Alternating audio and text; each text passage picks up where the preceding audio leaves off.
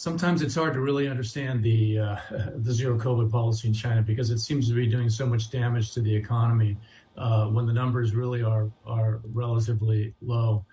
I guess a couple of things to think about to try to make some sense of it. One is that the vaccination rate, at least among the elderly population, is still relatively low, and I think there's some concern, that is a real vulnerability for the population if COVID were to get quite out of hand.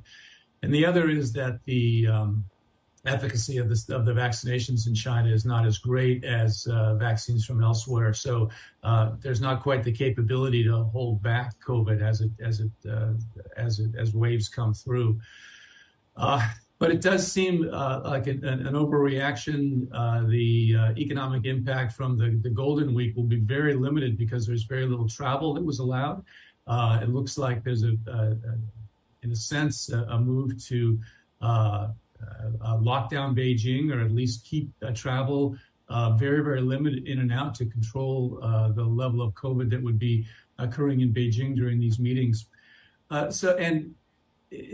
Given that there's no sign that there's any change of policy coming in the very near term, it does seem like there are other reasons that to keep the policy in place.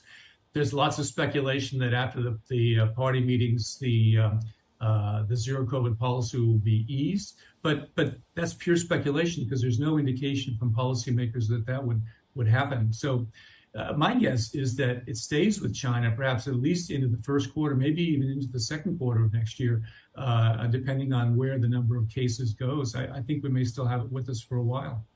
Steve, given the cumulative impact of the stimulus measures, then, are we seeing any evidence of improved demand for credit? This is one of the disappointing things about the economy in China is that I do expect that there will be some impact coming from all the stimulus, both fiscal policy and monetary policy in China. They're moving away from being extremely targeted to more broad policy moves.